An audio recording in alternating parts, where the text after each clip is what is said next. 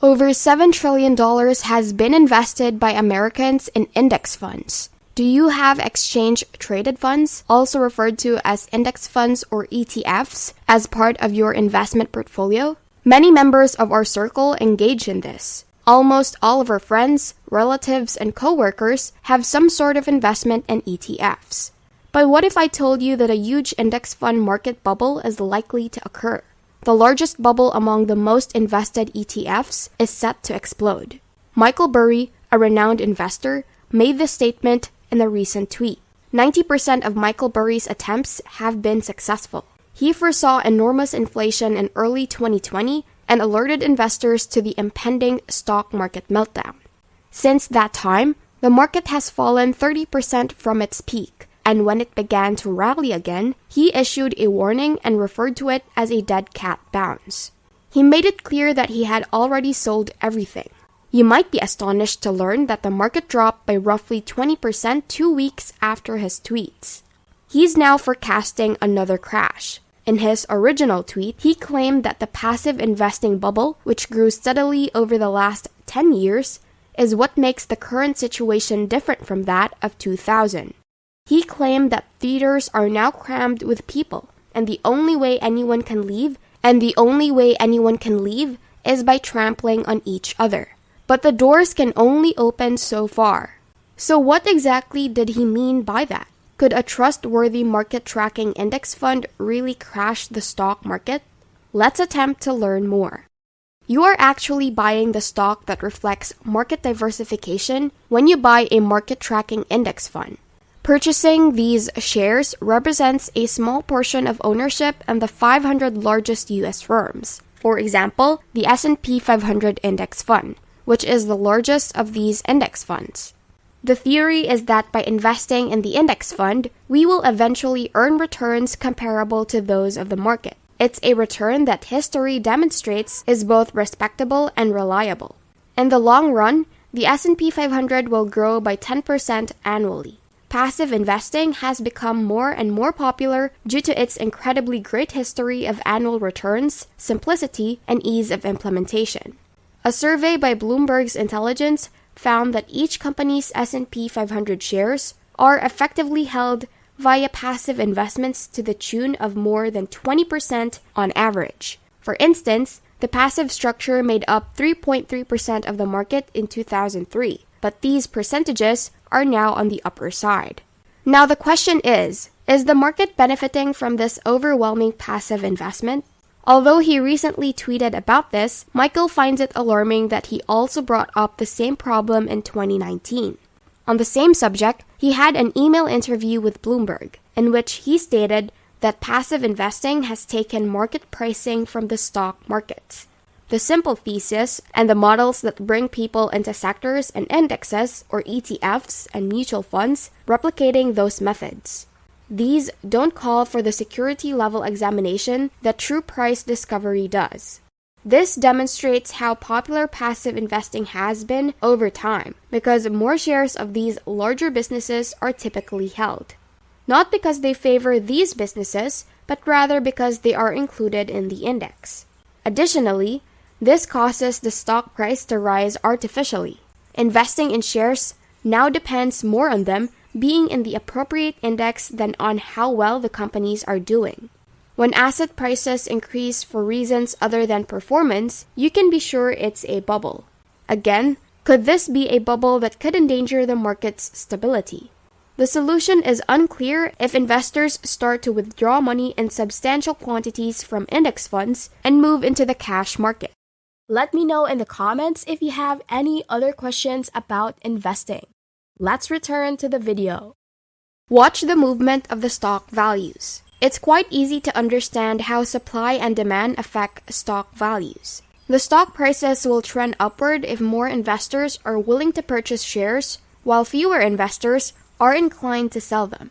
However, if investors want to sell their stocks but there are few purchasers, the stock price will decline. Daily trading volume, which represents the typical number of shares that exchange hands in a day, is available for every stock. The essential point to keep in mind in relation to daily volume is that stock prices don't change all that much until there is a sudden significant disturbance. For instance, if you observe the market collapsing and significant selling, the volume may be toward rushing out, which may even destroy the stock values. There won't be many buyers, but there will be a lot of sellers, and the players who are in the most need of money will decide on the price. They are the ones that are attempting to withdraw from the market until other buyers intervene to settle things. This is a clear explanation of the daily trading volume using classic stock market examples. The only requirement to leave a movie theater with 100 people is that you surrender their place to someone else. This is an example. Now, everything would be good in a typical scenario if someone came to watch the movie. However, what would happen if there was a fire in the theater? Hundreds of people would be frantically trying to leave, but very few would enter to watch the film as it was burning. Michael Burry is concerned that if the situation worsens, passive investors would try to abandon the market and move their money elsewhere. If everyone starts acting in this manner in a panic, stock prices will crash. When things go wrong, isolated firms frequently experience this. But what if all of the passive investors suddenly decide to depart at once, owning a small portion of everything? Don't crash everything because the index's stocks will all behave similarly. On the contrary, there is another flip. The point is that even when there is a lot of trading activity overall, this does not necessarily translate into a lot of trade in the underlying companies that make up the index. It's because the secondary market is where the majority of ETF share trading takes place. The first example is Vanguard, where 94% of trading is conducted in the secondary market, which has an impact on trade volume. This indicates that the underlying stock positions that comprise the ETF were not even touched by the 94% of trading volume. However, what would happen if there was a heavy demand for the ETF or heavy selling instead? In these cases, when ETF units are created or liquidated, trade and underlying equities result. When you consider the typical processes of creation and salvation, though, something interesting happens. A 2017 analysis by BlackRock revealed that ETFs account for a very modest portion of all trading. They used Apple as an example because it was the biggest firm in the world at the time. A total of 65.9 billion shares of Apple stock were exchanged in July 2017, the month that saw the most inflows into ETFs.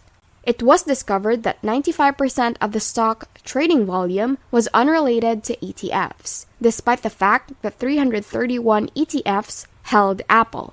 Therefore, despite the fact that ETFs have increased in market share over the past few decades, they have had little impact on the volume of trade in the underlying securities.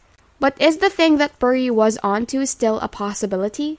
This is due to Michael Burry's prediction in Frankly Speaking that the stock market will crash in the upcoming years. If you believe the same thing should occur, then he may be correct. This is because a genuine panic will follow a market fall, and there will be frantic cycles of selling. Investors will become anxious if prices fall. However, panic intensifies the selling cycles, ultimately pushing share prices farther lower. All of this causes the share price to fall even further, which generates unfavorable press and could even cause stock prices to crash quickly. Burry believes that there is a risk that destruction and selling may contribute to stock price crashes if we see a genuine panic point in the market when market tracking ETFs are liquidated in a panic and in large numbers. Currently, he believes that smaller traded equities that are traded less often will replicate the same effect and enter the larger indexes. Hope you have learned something from this video.